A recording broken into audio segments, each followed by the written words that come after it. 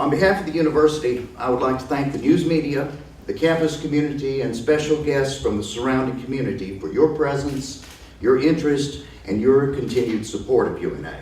And now I'm delighted to announce today that the University of North Alabama has been named one of America's best colleges to work for in 2013 by the Chronicle of Higher Education, the nation's premier publication for professionals in the academic world.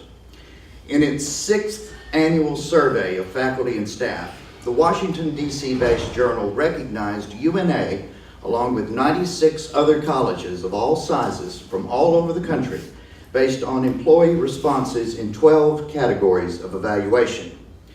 Through the Chronicle's volunteer survey, faculty and staff at each participating college are asked to agree or disagree with survey statements related to each specific category. The Chronicle emphasized the university's broad-based commitment to the development of writing skills among students as well as faculty.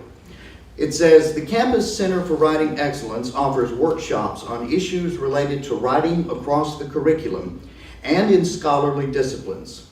North Alabama also sponsors a week-long writing and research retreat for faculty to work on publications and presentations. UNA previously participated in the Best Colleges to Work For survey in 2010, when the school also ranked high in shared governance, job satisfaction, and other key areas of workplace excellence.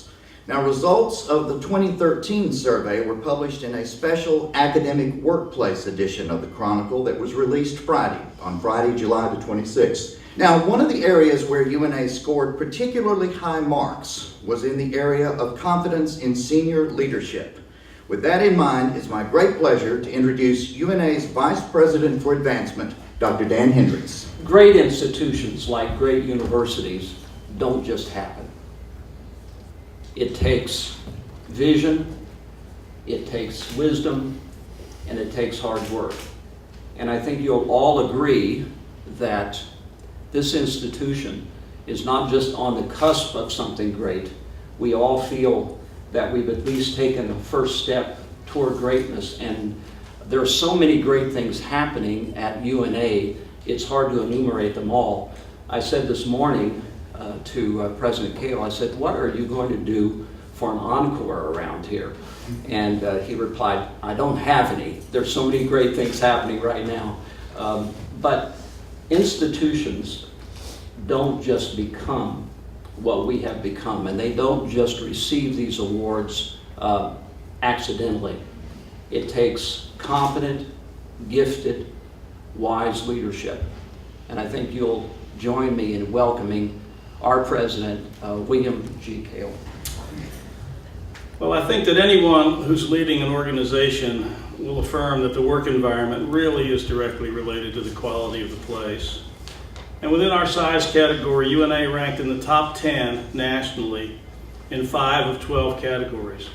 And I'll share with you what those categories are. These are alphabetical: collaborative governance, confidence in senior leadership, job satisfaction, professional and career development programs, and work-life balance.